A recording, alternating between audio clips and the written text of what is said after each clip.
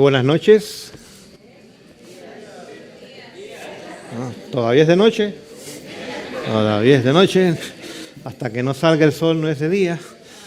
Pero bueno, ya se están despertando, es lo bueno. Aunque haya sido corta la noche, para mí lo fue.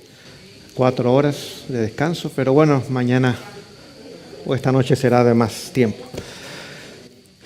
Queremos en esta mañana, por la gracia de Dios, permitir que su palabra no tan solo sea escuchada, sino puesta en práctica en nuestras vidas.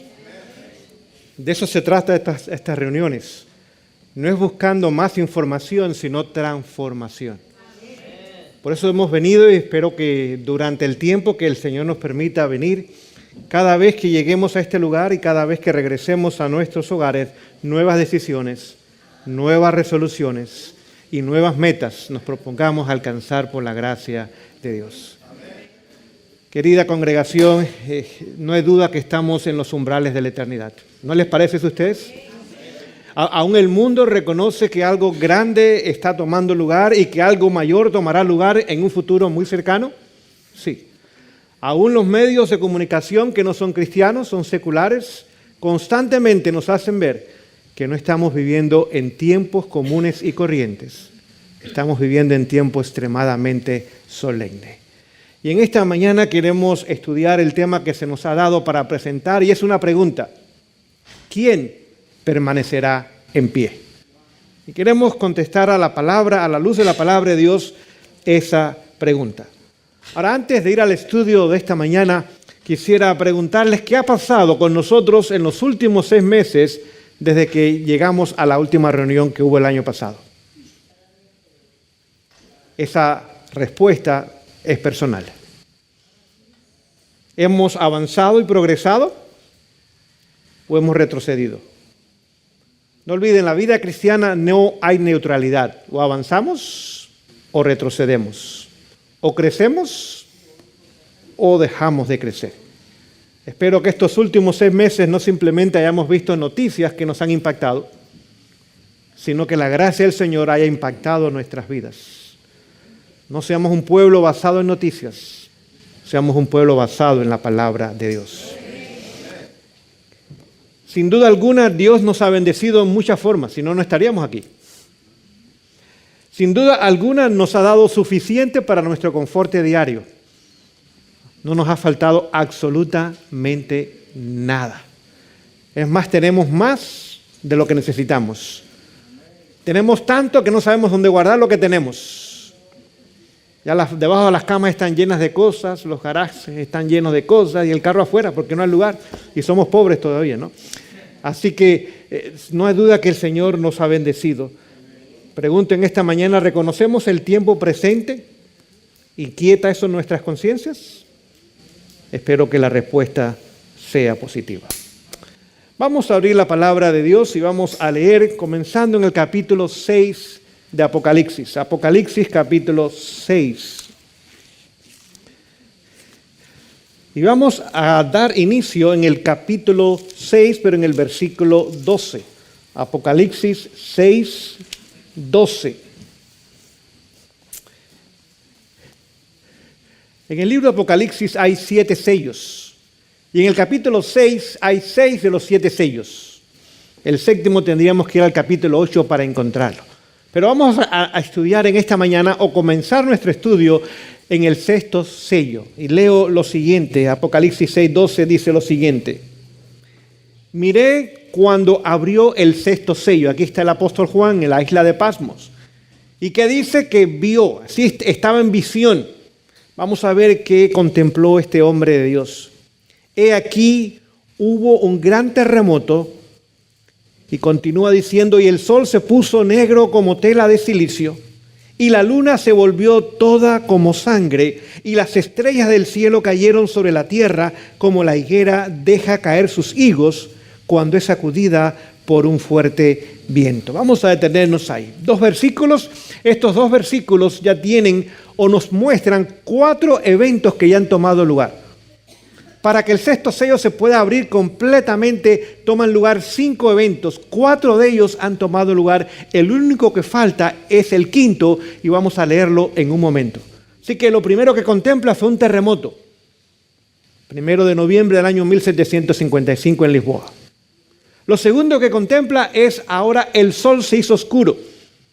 20 de mayo del año 1780. Y era tan oscuro el día que aún las gallinas fueron a dormir, la gente se regresaron a sus hogares del trabajo. Es más, la palma de la mano frente a la cara de la persona no se podía ver de tan oscuro que era el día, a pesar que era el mediodía. Esa misma noche, ahora tomó lugar el tercer evento, la luna llena, era como sangre. Así que el 20 de mayo del año 1780 se vio el tercer evento. El cuarto evento fue la caída de las estrellas, 13 de noviembre del año 1833. Así que lo que Juan escribió para nosotros ya es historia pasada. Vamos entonces a la historia futura. Vamos a continuar la lectura comenzando en el verso 14. Y el cielo se desvaneció como un pergamino que se enrolla, y todo monte y toda isla se removió de su lugar. Así que el quinto evento que hará posible que completamente se abra el sexto sello es la segunda venida de Jesús, donde el cielo ahora se va a enrollar como un pergamino. Y no tan solo va a tomar lugar eso, sino que dice que todo monte y toda isla serán sacudidas. Otras versiones dicen removidas. Así que ese evento todavía no ha tomado lugar y es el evento que pronto ha de tomar lugar y usted y yo lo estamos esperando. Y déjenme decirles, tomará lugar en nuestros días. Tomará lugar en estos días. Usted y yo somos la última generación del planeta Tierra. ¿Amén? No están muy animados ustedes todavía o están dormidos en esta mañana. Queridos, hay algo que yo deseo, no es ir a un cementerio. Esa opción no me agrada mucho. Yo prefiero, en vez de bajar, prefiero subir. No sé si me explico. Así que cada vez que se presente esa promesa, digo, amén, Señor, y que se cumpla pronto, porque los días van pasando. Y yo no quisiera llegar a ese momento, quisiera encontrarme con mi Salvador muy pronto. Así que continúo la lectura y ahora en el versículo 15 el apóstol está mirando la segunda venida de Jesús. Está viendo catástrofes que tomarán lugar, los montes, las islas removidas. El cielo se va a enrollar como un pergamino. Eso nunca ha tomado lugar en la historia, pero ahora contempla la condición del mundo en esos momentos de la historia. Verso 15. Y los reyes de la tierra. Vamos a ver 7 grupos de personas. Los reyes de la tierra, ¿podríamos decir los gobernantes? Por supuesto. Continúa la lectura diciendo, y los grandes, son las famosas estrellas del deporte, de la música, de las novelas, la gente conocida y famosa del mundo. Grupo número 2, los ricos, los capitanes, es decir, los militares, los poderosos, es decir, los magnates, los empresarios, aquellos que dirigen empresas enormes y monopolios. Y continúa diciendo, y todo siervo y todo libre se escondieron en las cuevas y entre las peñas de los montes. Así que ve toda clase de personas, desde las clases más altas, los ricos, los magnates, los poderosos, los gobernantes de la tierra, hasta los pobres y los esclavos de la tierra. Y cuando ven 7 tipos de personas, de todo nivel social, desde las altas clases hasta la clase más baja, contempla que están haciendo algo. ¿Y qué están haciendo? Ahora se quieren esconder, ¿dónde? En las cuevas. ¿Saben que llegará un momento, aunque la gente del mundo va a querer ir al campo? Nosotros deberíamos ir, no por esa razón. Pero llegará el momento que aún los perdidos van a ir al campo. Pero será demasiado tarde. El objetivo de ellos es esconderse. El objetivo nuestro no es escondernos. En el campo usted no se puede esconder. Si usted se quiere esconder, vaya a la ciudad de New York. Sí, hay 20 millones de personas en ese lugar. La ciudad más grande del país. Cada día el promedio es que se cometen más de 250,000 de crímenes o delitos en New York. Y tan solo encuentran el 10 al 12% de los delincuentes. Así que para esconderse, el mejor lugar es New York. Porque ni la policía mejor capacitada del país, el departamento de policía más grande del país, con el mejor presupuesto, con la última tecnología, es en New York. Y buscando delincuentes, tan solo encuentran entre el 10 al 12%. Así que New York es el mejor lugar para esconderse. porque ni buscándolo posiblemente lo va a encontrar. El objetivo de Dios enviarnos al campo no es escondernos, es el desarrollo del carácter. Es el desarrollo del carácter y es lo único que podremos llevar al cielo. Así que vemos que aún los mundanos perdidos llegará el momento que ahora irán al campo, y no tan solo al campo, a las cuevas, van a ir a los montes, los lugares más remotos, con el objetivo de esconderse. Pero vamos a ver qué va a tomar lugar. Continúo la lectura entonces. Y decían a los montes y a las peñas, caed sobre nosotros y escondernos del rostro de aquel que está sentado sobre el trono y de la ira del Cordero. Porque el gran día de su ira ha llegado. Y ahora viene la pregunta, que es el título del tema que se nos dio en esta mañana. ¿Y quién podrá sostenerse? Otras versiones dicen mantenerse ¿cómo? En pie. Así que Juan está contemplando los últimos momentos de la historia. Ve las catástrofes que tomarán lugar. El cielo se va enrollando, islas y montes comienzan a desaparecer. La gente ahora corren a los montes y aún piden a las rocas que caigan sobre ellos. Quieren suicidio, quieren que perder sus vidas. ¿Por qué objetivo? Porque ahora contemplan el rostro. ¿El rostro de quién? De aquel que está sentado en el trono, que viene como Rey de Reyes y Señores, señores. Aquel a quienes rechazaron, a quienes no quisieron escuchar de Él, aquel a quien ellos no tomaron tiempo para cultivar una relación de salvación con Él. En ese momento contemplan ese rostro y nadie se puede esconder, no importa en qué lugar del planeta se encuentre. Es más, se nos dice que una mirada al rostro de Jesús en ese momento traerá a su mente todos sus pecados que nunca se arrepintieron ni confesaron. Por eso piden la muerte. Un profundo sentido de culpabilidad los lleva a preferir morir. Estamos hablando de millones de seres humanos, no de un grupo nada más. Millones de seres humanos en ese momento prefieren morir de la forma más drástica. Que una roca caiga sobre uno no es la mejor forma de morir, queridos. Es muy drástica esa forma de morir. Pero prefieren esa experiencia antes que contemplar el rostro de Jesús. Y ahora Juan está muy preocupado. Dice, Señor, ¿habrá alguien en pie? Y eso es lo que en esta mañana queremos nosotros escuchar y estudiar. Dice, ¿quién podrá mantenerse en pie? Porque el gran día de su ira ha llegado. El versículo anterior habla de la ira del Cordero. ¿Quién es el Cordero? Jesús.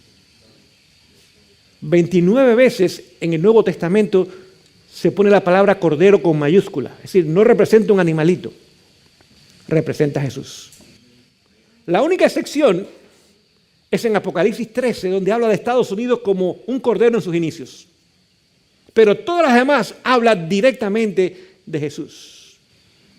¿Se conoce el Cordero por ira? No. Pero al final de la historia, el Cordero que va a revelar su ira. ¿Habrá algún mensaje que nos habla de la ira del Cordero en el libro de Apocalipsis? Sí, el mensaje del tercer ángel. Dice, y otro ángel lo siguió diciendo en alta voz, si alguno recibe la marca de la bestia o la imagen, y la recibe en su frente o la recibe en su mano, note, es algo personal, beberá de la ira del Cordero de Dios, que ha sido vaciada pura en el cáliz de su ira. Cuando termine la predicación del mensaje del tercer ángel, ¿qué viene? La ira del Cordero. ¿Y quiénes van a tomar o a beber de esa ira sin mezcla de misericordia? Lo acabo de mencionar. Los que reciban la marca de la bestia o el número de su nombre. Así que cuando termina la predicación del mensaje del tercer ángel, ahora viene el tiempo de la ira del Cordero. ¿Cómo llamamos ese tiempo? Tiene un nombre. El tiempo de gracia ha cerrado. Y ahora viene el tiempo de angustia, cual nunca hubo desde que hubo nación. Así que lo que Juan está diciendo acá es, cuando llegue el tiempo donde ya no haya gracia, donde ahora se va a revelar y mostrar la ira del Cordero, mas llegará el momento, el día, cuando el Cordero ha de regresar. ¿Quién permanecerá en pie? Esta mañana la respuesta no se encuentra en el capítulo que sigue, que sería el capítulo 7. Ahí está el sellamiento. Quienes permanecen en pie son los sellados. Y son 144,000. Ahí está la respuesta. Así que habrá un grupo que no va a esconderse en las montañas ni va a pedir su muerte. Este grupo ha de decir: he aquí nuestro Dios, le hemos esperado y Él nos salvará. Así que ese grupo permanecerá en pie, mientras otro grupo, ahora de rodillas o escondidos o a gatas, quién sabe cómo, pedirán su propia muerte, tratando de esconderse ahora en las cuevas y pidiendo su propia muerte. Pero vamos a ver que esta pregunta no tan solo se hace una sola vez en la Biblia. Vamos al libro de Malaquías y vamos a estudiar algo allí en capítulo 3 de Malaquías. Malaquías capítulo 3 es el último libro del Antiguo Testamento. Antes del libro de Mateo usted va a encontrar el libro de Malaquías. Es un libro pequeño de 4 capítulos. Y vamos a leer en el versículo 3, versículo 2.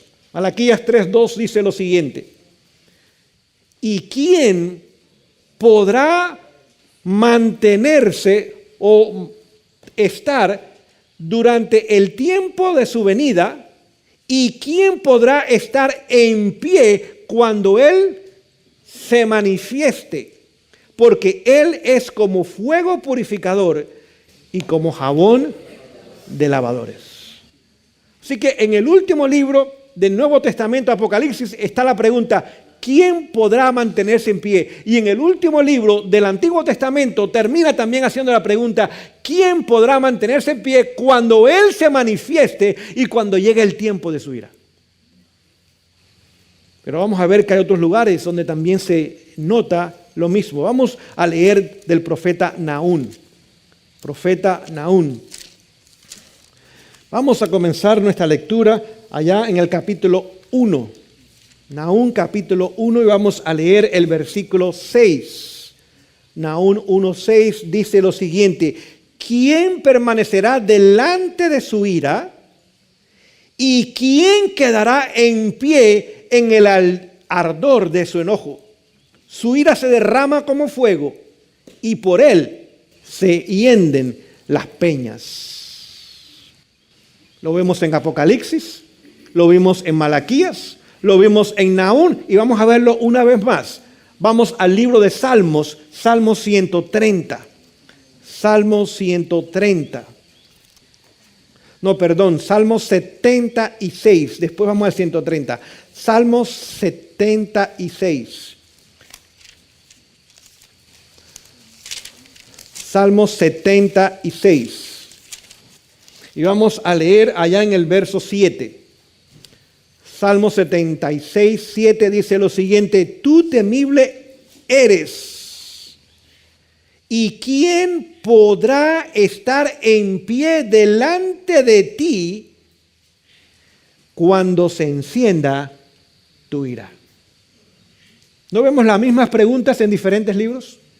En Salmos, en Nahum, en Malaquías y en Apocalipsis.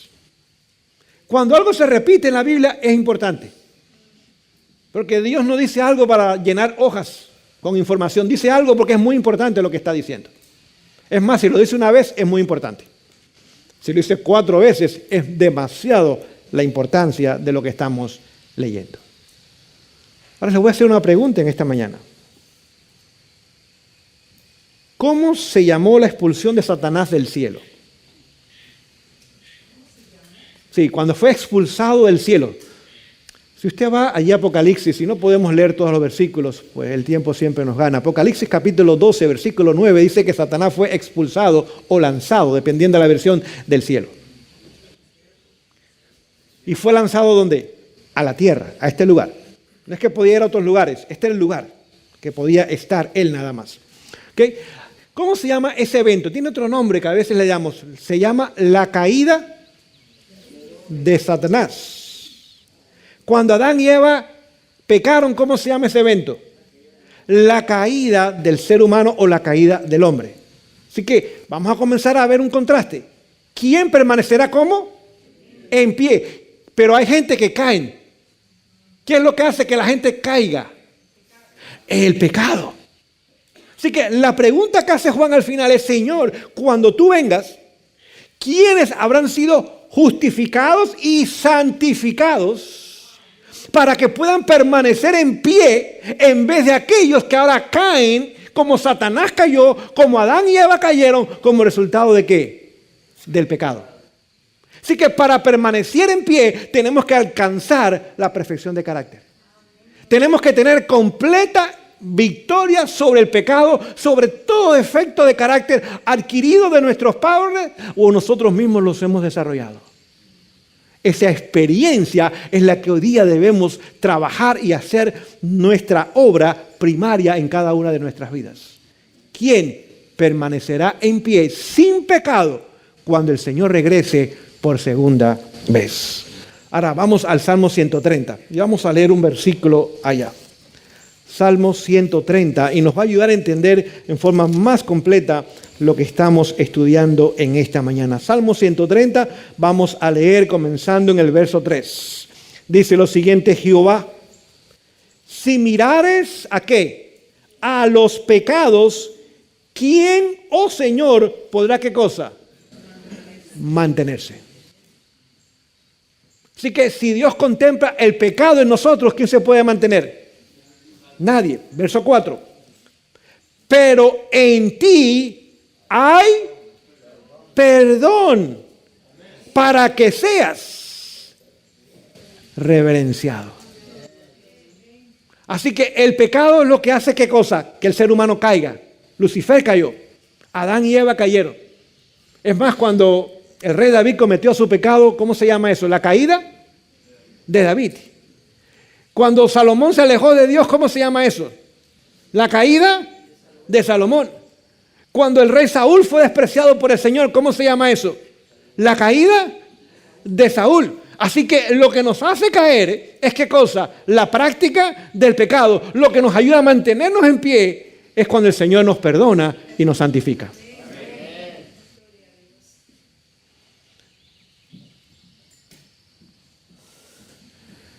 Es más, vamos a seguir nuestro estudio. Vamos al libro de Oseas, capítulo 14. Después del libro de Daniel, usted va a encontrar el libro del profeta Oseas. Oseas. Vamos a leer el último capítulo de ese libro. Capítulo 14, vamos a leer el verso 1. Oseas 14, 1. Tenemos el estudio en esta mañana, así que no cierre su Biblia, vamos a seguir usándola. Es hermoso escuchar las hojas de la Biblia. Y un amén de vez en cuando también. Ok, muy bien.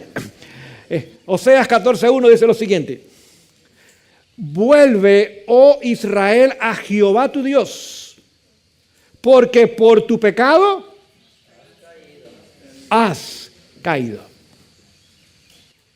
Vamos a leer otro versículo en el mismo libro, en el mismo capítulo. Pero ahora vamos a pasar al verso 14.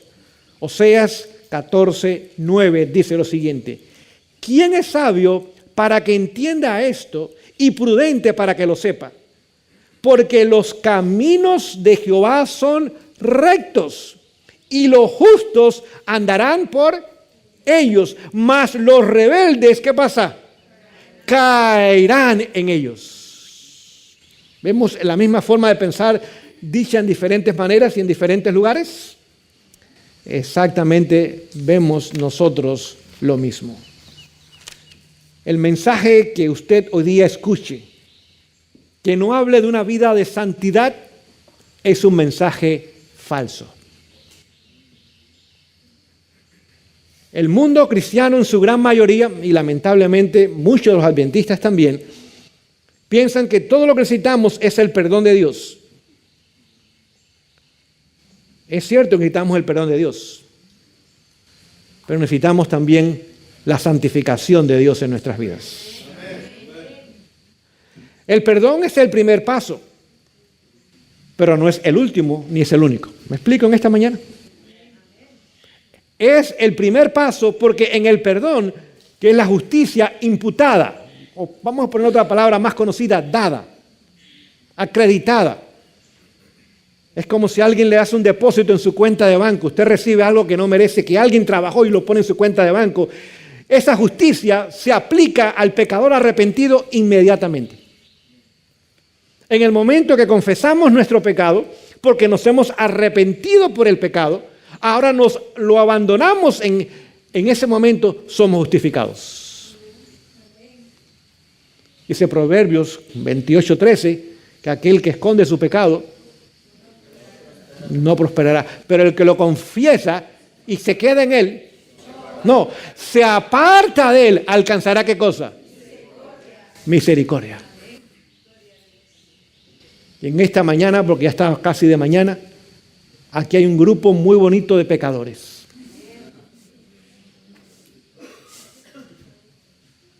Todos hemos pecado, pero no tenemos que vivir en el pecado. Podemos vivir sin pecar por la gracia de Dios. No importa la enormidad de nuestros pecados, no importa cuán profundo hayamos caído, cuán negros sean nuestros pecados, la sangre de Cristo nos limpia de todo pecado. Y lo vamos a leer en un momento. Primera de Juan, capítulo 1, versículo 7, dice que la sangre de Jesús nos limpia de todo pecado. ¿Cuánto es todo? Todo. En el momento que el pecador se arrepiente, confiesa su pecado y se aparta de él, ahí está un punto importante. Se aparta de él, en ese momento alcanza ¿qué cosa? Misericordia. No podemos seguir revolcándonos en el pecado y pensar que la misericordia de Dios se aplica a nuestras vidas. Eso es presunción. Pensar que en el pecado podemos recibir nosotros bendiciones. No. El problema del pecado es que ofrece placer. Y por eso Satanás lo ofrece. Porque él conoce nuestras debilidades. Y nos ofrece algo que en el momento nos va a dar placer. Pero después ese placer se convierte en amargura. Quizás nos ofrece un empleo bien pagado, con buenos beneficios, pero requiere trabajar las horas santas. O quizás nos ofrece una relación con una persona que no nos pertenece. Y nos da placer. O quizás nos ofrece un título, una carrera, una posesión, etcétera, etcétera. Sí, Satanás hoy día, Testimonios para la Iglesia, volumen 5, página 125, dice que hoy día está comprando almas y las compra muy baratas. Dice que ofrece lo que el alma separada de Cristo quiere. ¿Qué tipo de persona? No de la iglesia. Satanás sabe que la iglesia no nos puede salvar, aunque sea la correcta. Las enseñanzas correctas tampoco nos pueden salvar. No somos salvos por conocimiento. Si alguien conoce la verdad en este universo es Satanás. Porque por años, milenios, siglos, no sabemos, estuvo en la misma presencia de Dios. Si la salvación fuera un examen teórico, Satanás podría pasarlo 100%. Dice que le ofreces a las cosas algo, a la gente algo, y las compra muy baratas, pero ¿las separa de quién? Dice, las separa de Cristo. Dice que a algunos les ofrece empleo, a otros relaciones, otros amistades, otro el aplauso del mundo, otro la aceptación. Allí usted puede leer, hay un párrafo entero que habla de los negocios que Satanás hace. Dice, continuamente, todos los días lo hace y compra las almas muy baratas. Dice, todos los días se hacen transacciones en este nivel. Preguntemos en esta mañana en forma personal, ¿estaré yo negociando con Satanás? Si estamos negociando con Satanás, les voy a decir algo muy serio y muy cierto. Nos va a ganar Satanás. Porque tiene mucho más capacidad que nosotros en todas las áreas. Es el momento de romper esa adicción con Él, sea lo que sea. Y hay suficiente poder en Jesús para hacerlo. Amén. Y poder vivir en la victoria sobre el pecado, no en el pecado.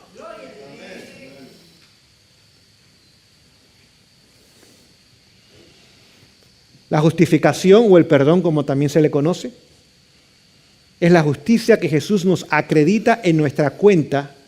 Y usted y yo estamos en bancarrota espiritual. ¿Me explico en esta mañana?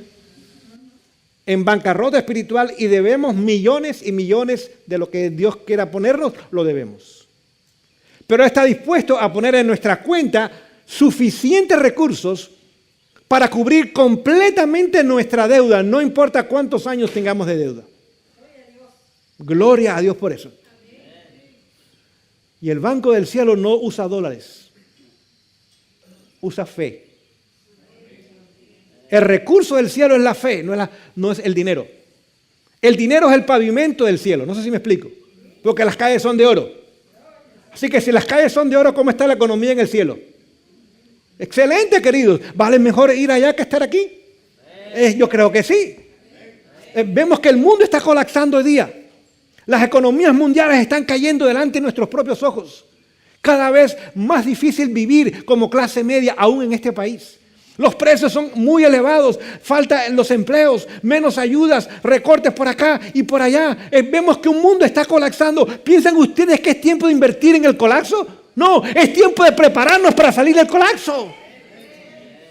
Este no es nuestro hogar, aquí estamos de pasada nada más. El apóstol Pablo dice que nuestra ciudadanía está en los cielos. Mi ciudadanía no es americana, es celestial. Mi constitución no es la de este país, es la ley de Dios. Aquí estoy de turista nada más, es lo que dice mi visa, turista nada más. Porque mis afectos no están en este mundo, están en los cielos.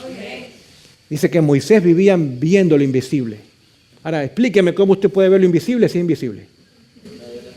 Por la fe. Por fe. Veía una ciudad que no conocía, pero la veía. Y caminaba en ella, aunque caminaba en un desierto. Por la fe, lo que parece imposible se hace realidad. Hoy día, Moisés está caminando en esa ciudad. Y usted y yo debemos, por la gracia de Dios, pronto caminar en esa ciudad también. Ahora, ¿qué hace la justificación o el perdón? Número 1, nos quita la condena de muerte. Amén. La paga del pecado es vida. Dice, la paga del pecado. Un pecado es suficiente para nuestra muerte eterna. Singular, no dice pecados. No es cuando llegues a 1000, entonces muerte. No, un pecado es suficiente para nuestra muerte eterna.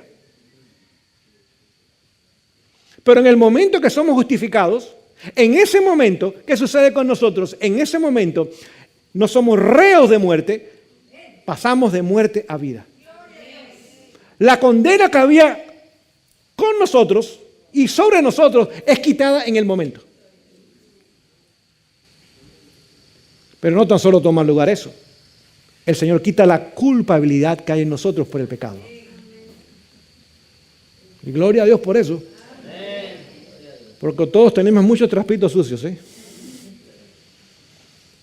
Y el Señor va a quitar esa culpabilidad. Ahora sentimos el gozo del perdón y de la aceptación divina. Y número 3, en ese momento Dios nos declara justos. Como si nunca hubiésemos pecado. Gloria a Dios. Esa obra es de Dios. Usted y yo tan solo hacemos 2 cosas en esta obra. Número 1, aceptarla. Y número 2, colaborar con el plan de Dios. Si Dios dice sábado, es sábado. Hay que buscarle 5 patas al gato. Son 4 todavía, queridos. Si el Señor dice, bueno, yo quiero que tú vivas en el campo, allá voy, Señor. Yo quiero que tú cambies tu dieta, pues claro, Señor. Ya hay menos amenes, ya las cosas van cambiando. Yo entiendo, queridos, estamos en el mismo bote. Lo que el Señor pida, es nuestro gozo hacerlo. Digamos, si usted y yo hubiéramos cometido un crimen terrible y fuimos condenados a morir, pero el gobernador del estado cancela esa sentencia de muerte y nos deja en libertad. Cuando usted sale de la cárcel, ¿usted está enojado con el gobernador o agradecido con el gobernador? ¿Le dio algo que usted no merecía? Exactamente. ¿Y usted va a salir para seguir violando la ley y para que regrese a ese lugar? Tan solo un tonto hace eso, pero aquí hay muchos tontos, comenzando conmigo. Porque continuamos en el pecado todavía. El Señor nos quiere declarar justos, nos quiere quitar la culpabilidad, nos quita la condena de muerte en la cual merecemos y todavía continuamos practicando el pecado. Ahora viene la segunda parte. Porque el Señor sabe que nosotros tenemos el buen deseo, pero no tenemos el poder para hacer eso. Pero Él ha prometido, Filipenses 2:13, que quiere hacer el bien, pero también darnos el poder para hacer el bien. Pues es Él quien nos da el deseo, mas también nos da ¿qué? El querer de hacer su buena voluntad. Ahora entramos en la segunda parte, la santificación. Esa parte es la que Satanás no quiere que tome lugar en nosotros. Por eso hoy día en el mundo cristiano no se habla de santificación. Porque Satanás ha logrado pensar que con la primera parte es suficiente. En la justificación, en primer lugar, el Señor nos da su poder para vivir en libertad sobre el pecado. Ese poder yo no lo tengo ni usted tampoco. Jesús lo dijo claramente allí en Getsemaní. El espíritu está presto, pero la carne está en bancarrota. No hay poder en nosotros para hacerle frente al pecado. Somos muy débiles. Tenemos 6,000 años de una descendencia decadente. Cada generación va decayendo más y más y más en el pecado. Y aún el buen deseo que tenemos, Dios lo ha puesto en nosotros. Es el cumplimiento de Génesis 3:15. Yo pondré enemistad en el corazón de ustedes contra Satanás. Eso nos da el deseo de una vida diferente y cambiada, pero no tenemos el poder tampoco. Por lo tanto, en la santificación Dios nos da su poder. Por eso es la justicia impartida. Nos imparte su carácter. Nos da el poder para que el pecado no tenga dominio sobre nosotros. Cuando llegue la tentación, en el poder de Jesús podemos decir que no. Y mantenernos en victoria. La santificación también se le llama la perfección del carácter. Esa obra es la obra de toda una vida. Es más, quizás les puedo leer del libro Hechos de los Apóstoles, la declaración que ustedes han escuchado en muchas ocasiones, pero quiero leerlas en esta mañana. Dice aquí lo siguiente, leo en la página 447, dice: la santificación no es obra de un momento, una hora o un día, sino de toda la vida. Así que, ¿cuánto tiempo toma? Toda la vida. Ahora voy a detenerme aquí para explicar algo, porque muchos piensan que toda la vida significa que caigo y me levanto, caigo y me levanto. No es toda la vida tratando de ser santos, sino toda una vida en completa entrega y sumisión a la voluntad de Dios. Amén. Donde si hay momentos donde débilmente caigo todavía, en ese momento la justicia me perdona, pero en ese momento continúa también trabajando la justicia que me santifica. Amén. No es de continuos esfuerzos, sino de continua sumisión. Y ahí está el problema. Santiago 4:4 dice que resistir al diablo. Pero antes de esa palabra viene otra frase. Someteos pues a Dios y resistir al diablo. Para yo poder resistir al diablo, primero me tengo que someter ¿a quién? Si no, no puedo resistir al diablo, aun si tengo las buenas intenciones. Someteos pues a Dios y resistir al diablo y él huirá de vosotros. Santiago 4:4. No, Santiago 4:8. Santiago 4:4 dice, oh generación adúltera. Santiago 4:8 es la que menciona esto. Así que continúo, la cita dice, no se le consigue por medio de un éxtasis o sentimientos, si no es el resultado de morir, y aquí viene la clave, constantemente al pecado y vivir cada día para Cristo. ¿Morir a qué? ¿Y cómo se muere el pecado? Gálatas 2:20. Con Cristo estoy juntamente en los cielos.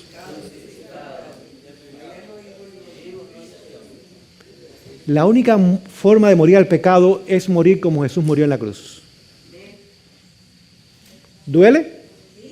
Sí. ¿Hay placer? No. ¿Se requiere negación? Sí. Y por eso que esta obra de santificación no es tan común ni es tan popular, porque requiere muerte. Dice Pablo, todos los días muero. 1 Corintios 15:31 dice, todos los días muero. ¿Cuántos días? No nada más los sábados. Todos los días son todos los días. Muero. Con Cristo estoy juntamente crucificado y vivo ya no yo, sino Cristo vive en mí. Y lo que ahora vivo en la carne, lo vivo en la fe del Hijo de Dios, quien me amó personalmente y se entregó por mí. Pero para morir en la cruz se requiere la ayuda de una esposa o un esposo, o de los hijos, o del vecino, o se requiere la ayuda de alguien, porque cuando usted y yo vamos a morir en la cruz, extendemos la mano y con la otra sostenemos el clavo, pero no nos podemos clavar. Yo necesito que alguien clave ese clavo y todavía amar a la persona que está clavando el clavo. Y los esposos somos expertos en eso. Ambos. Yo necesito que todos los días yo voy a la cruz y mi esposa me clave. Y todavía amarla y decirle, te amo, querida. Jesús no se clavó él mismo. No podía. Los soldados tuvieron que clavarlo. Y Jesús oraba por ellos. Señor, sálvalos y perdónalos. No saben lo que están haciendo. ¿Saben que por eso existe el divorcio? Porque Satanás no quiere que mi esposa me crucifique todos los días. Dice, no, eso no puede pasar, que lo crucifique, no. Búscate otra, menos arrugadita y más jovencita. No. Por eso existe el divorcio. Porque nos quita a una de las personas que todos los días nos clava. Dice, no, pero es que ese hombre o esa mujer yo no lo soporto, es imposible de vivir con él. Un momento, usted no podía vivir sin él antes del matrimonio, ahora como después del matrimonio no puede vivir con él. ¿Algo pasó ahí? Porque nadie se casó con una pistola en las sienes. Usted y yo tomamos esa decisión y con una sonrisa y dijimos, así lo declaro. Y ni la muerte nos puede separar. Es más, renuncio a todas las demás, dije yo. Y me dedicaré tan solo a ella mientras ambos vivamos. No hay nadie romántico aquí, nadie dijo amén. ¿Qué cosa?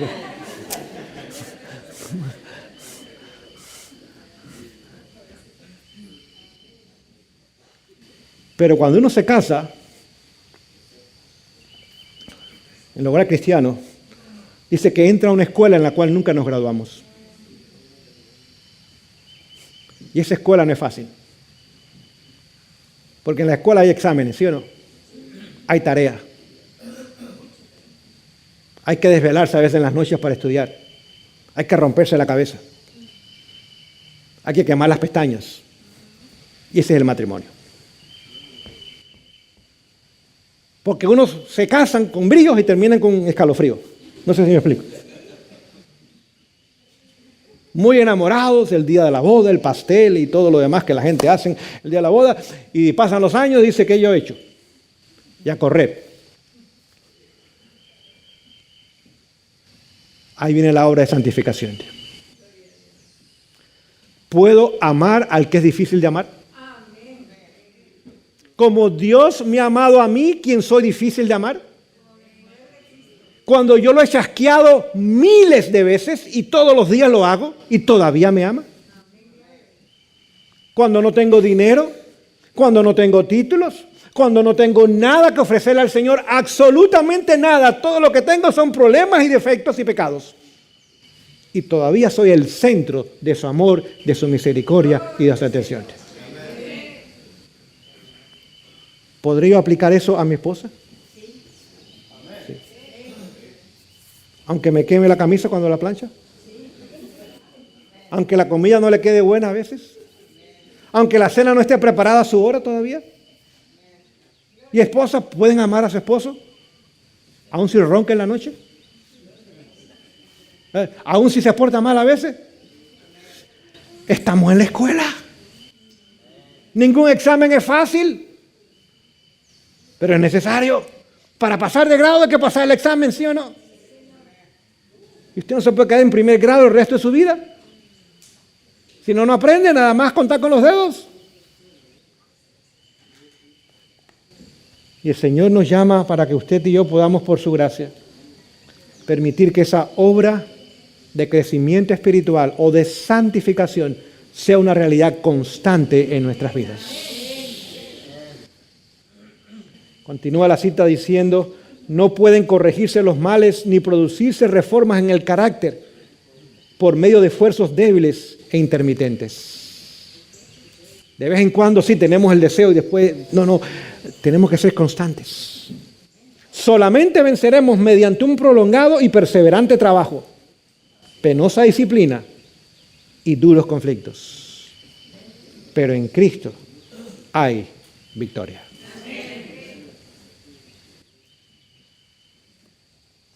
Leyéndole del mismo libro, escuchen esta declaración, página 446, dice Juan y Judas, ¿ambos eran discípulos?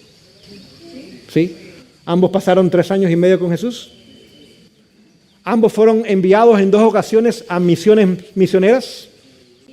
¿Aún echaron demonios, hicieron milagros, hicieron muchas cosas bonitas y grandes? Sí.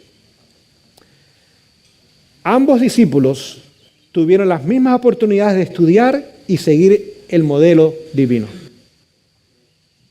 Ambos estuvieron íntimamente relacionados con Jesús y tuvieron el privilegio de escuchar sus enseñanzas. Cada uno de ellos poseía graves defectos de carácter. Se parecen a nosotros, ¿verdad?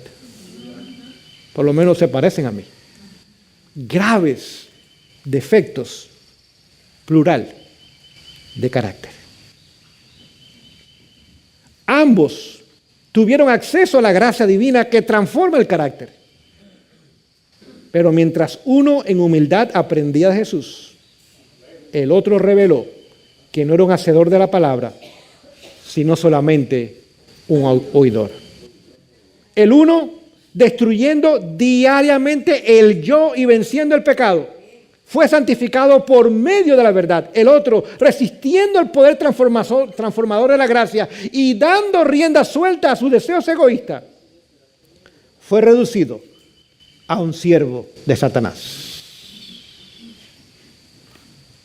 Y la cita termina diciendo, hoy día, semejante obra de transformación del carácter se puede observar en aquellos que se someten a Jesús. O vamos a ser Juan o vamos a ser Judas. Eso depende de cada uno de nosotros. Eso depende de cada uno de nosotros. ¿Cómo se logra la obra de santificación?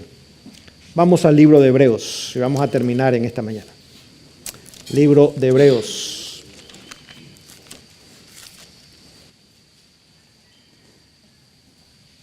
Capítulo 13.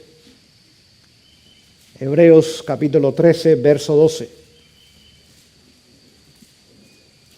Hebreos 13, 12 dice, por lo cual también Jesús, para santificar al pueblo mediante su propia sangre, padeció fuera de la puerta. Primera de Juan 1:7 dice que nos limpia su sangre de todo pecado, pero Hebreos 13:12 dice que nos santifica por medio de ¿qué? De su sangre. Así que lo que nos justifica nos perdona y lo que nos santifica es lo mismo. Es la sangre de Jesús la que hace ambas obras en nosotros. Y esa sangre nos limpia, pero también esa sangre nos santifica. La santificación no tan solo quita el poder del pecado en nosotros, sino que nos ayuda a mantenernos libres.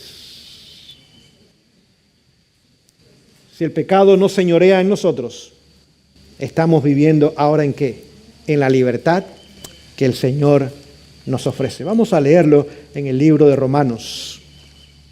Libro de Romanos, capítulo 6.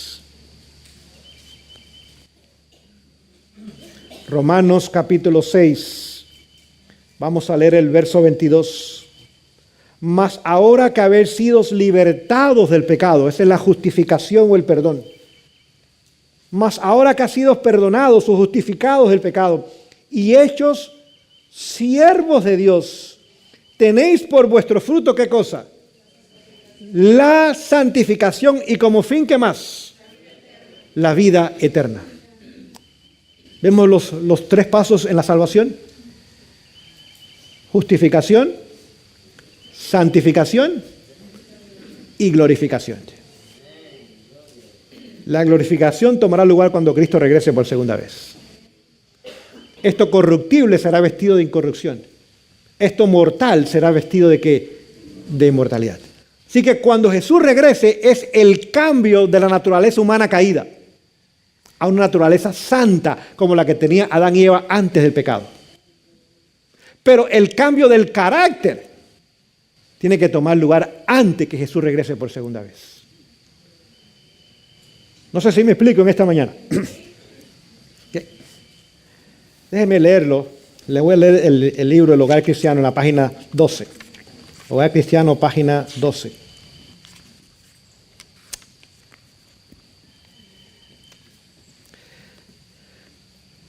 Dice lo siguiente en el párrafo 3. El carácter que adquiráis durante el tiempo de gracia será el carácter que tendréis cuando Cristo venga. Así que, ¿dónde se obtiene el carácter? Durante el tiempo de gracia. No cuando Cristo venga. Cuando Cristo venga es el cambio de naturaleza caída a naturaleza santa y perfecta. Pero el cambio del carácter es hoy día. Y Jesús en este mundo, con las mismas herramientas que usted y yo tenemos, desarrolló un carácter perfecto en este mundo. Y usted y yo tenemos el privilegio de, por su gracia, permitir que la misma obra se haga. Continúo la lectura. Si queréis ser santos en el cielo, debéis ser santos primero en la tierra. Así que no es cuando lleguemos al cielo que de repente Dios saca una varita mágica y nos toca y somos santos. ¡Oh, qué bueno! Ya somos santos todos. No, queridos. Dios no es mago. Dios es todopoderoso, pero no es mago. La magia tiene que ver con Satanás. Dios nos da el poder y nos da las herramientas para hacer la obra. Nos da el deseo, nos da su ejemplo, nos da su sangre que nos limpia y nos santifica. Nos da el Espíritu Santo que nos da el poder en nosotros. Nos da la palabra para entenderlo, el testimonio de Jesucristo. Nos da otras herramientas como el mensaje de salud, como el mensaje de la verdadera educación, como el servicio desinteresado a otras personas, etcétera, etcétera. Nos da un montón de cosas, pero la obra usted y yo la hacemos. Si Dios hiciera esa obra por nosotros, Satanás tendría razón en su acusación. Tan solo te pueden obedecer porque tú los haces así. Pero Dios jamás violenta la conciencia del ser humano. Usted y yo tenemos que tomar las herramientas y en el poder maravilloso y poderoso de Jesús permitir que Él termine la buena obra que ha comenzado en nosotros. Continúa la cita, dice, los rasgos de carácter que cultivéis en la vida no serán cambiados ni por la muerte ni por la resurrección. Así que cuando salga Hitler de la tumba, ¿cómo va a salir? ¿Cómo fue a la tumba? Cuando Nerón salga de la tumba, ¿cómo va a salir? Igual. Pero cuando Pablo salga de la tumba, ¿cómo va a salir? Su último pensamiento va a ser su primer pensamiento. Porque la muerte es simplemente una pausa. No sé cuántos de ustedes recuerdan cuando habían grabadoras hace años atrás. Y usted podía pararla, la ponía en pausa. Y cuando le quitaba la pausa, seguía en el mismo lugar que se había detenido, ¿sí o no? Es lo que hace el Señor. La muerte pone la pausa. Cuando Él venga, quita la pausa. El último pensamiento es el primer pensamiento. Si morimos amando a Jesús, ese pensamiento va a salir con nosotros. Si morimos despreciando a Jesús, ese pensamiento sale con nosotros. La muerte no cambia el carácter, ni la resurrección tampoco. Jesús no cambia nuestro carácter al venir. La obra de transformación debe hacerse ahora. Nuestra vida diaria determina nuestro destino. Saldréis de la tumba con la misma disposición que manifestasteis en vuestro hogar y en la sociedad.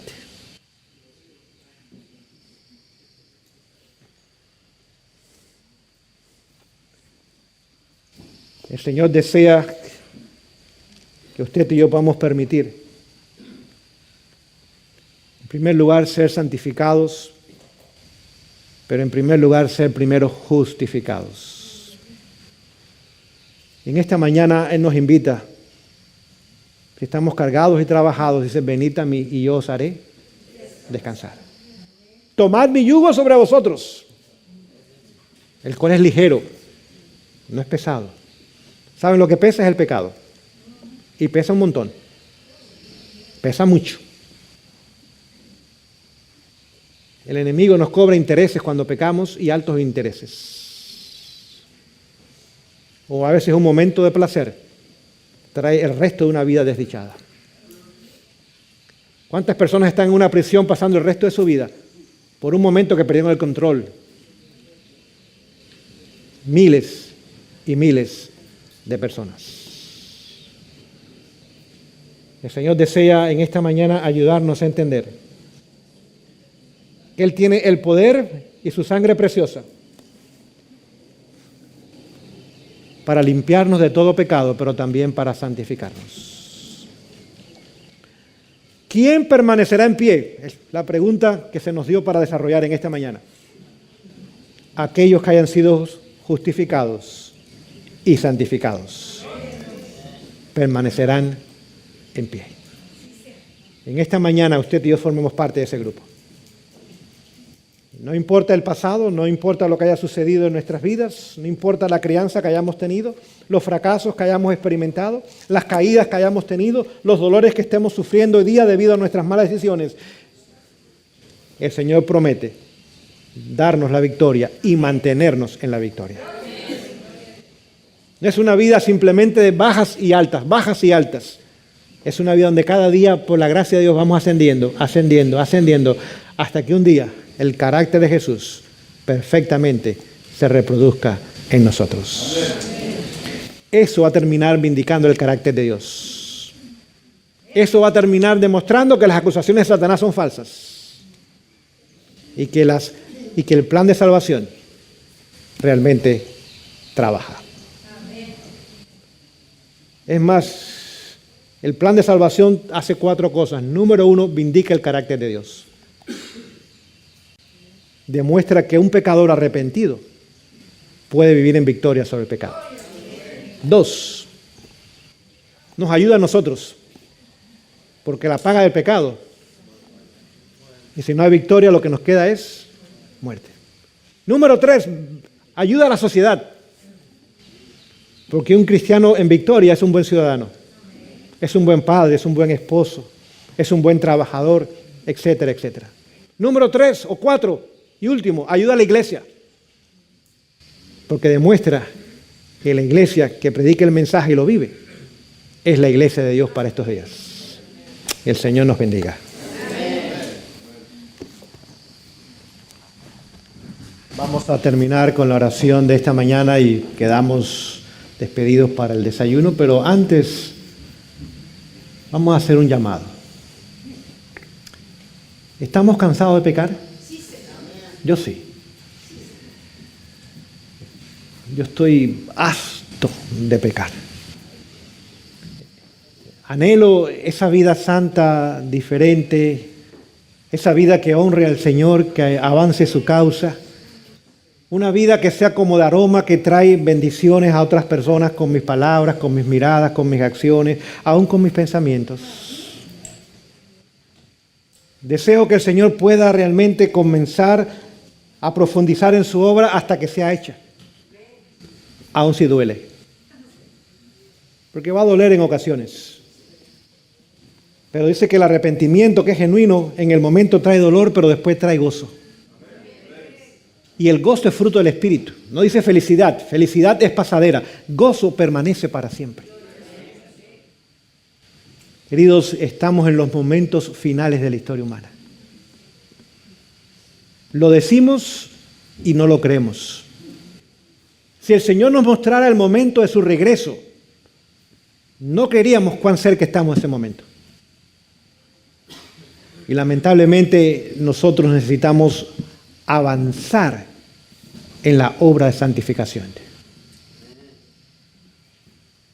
Esa obra es la obra que va a terminar la obra de Cristo en el lugar santísimo. Hasta que no tenga un pueblo que pueda sellar, Él no puede terminar su obra en el lugar santísimo. Tiene que tener un pueblo que refleje su carácter completamente, no parcialmente. No de sábado en sábado, los 7 días, no los 7º día nada más. Que pueda sellar, y cuando sella ese pueblo, ahora puede terminar su obra en el lugar santísimo y regresar a buscarnos. En otras palabras, quienes estamos demorando la venida de Jesús somos nosotros. No es el Vaticano. No es el protestantismo apóstata tampoco. No es Estados Unidos. Estas instituciones ya están listas para terminar la obra. ¿O no lo vemos? Están listas. El Señor está deteniendo los vientos todavía. No, todavía no. Hasta que yo pueda sellar a mi pueblo. Quienes permanecerán en pie son los sellados. Que obtenga victoria sobre el pecado permanentemente. Desde los más pequeños hasta los más grandes. Y usted y yo, como este pueblo, somos los que estamos deteniendo la obra y los que estamos demorando la obra. ¿Hasta cuándo? ¿Queremos seguir llenando cementerios? Esa opción no es la mejor.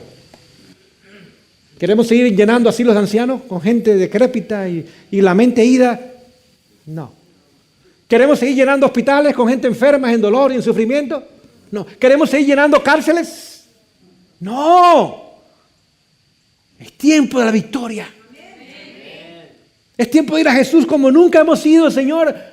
Haz tu obra en mí. El secreto está en la comunión con Dios. Estamos tomando todos los días tiempo con Jesús. Si usted lee el capítulo, se llama, este capítulo que leí de hecho de los apóstoles se llama Transformados. Ya habla de Juan y de Judas. Si usted lee el capítulo, y yo le animo que lo haga, identifíquese con Juan. Dice que todos los días contemplaba a Jesús. Juan era el hijo del trueno.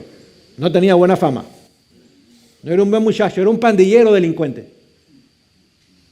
Es más, la madre de ellos le dice a Jesús, cuando tú vengas a mi hijo los pones en primer lugar, una madre consentidora.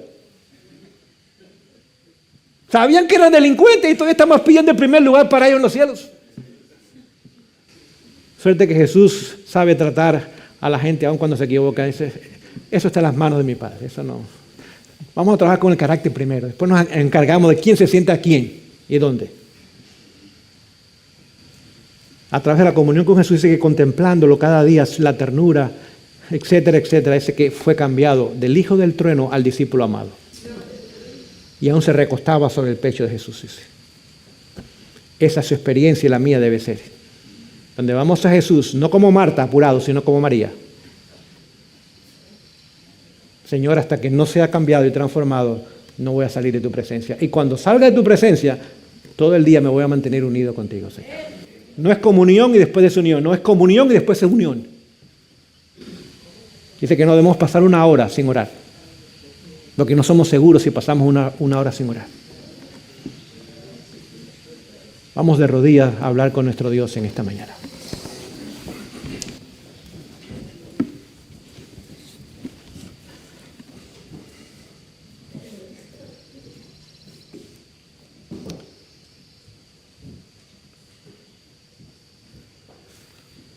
Amoroso Padre Celestial,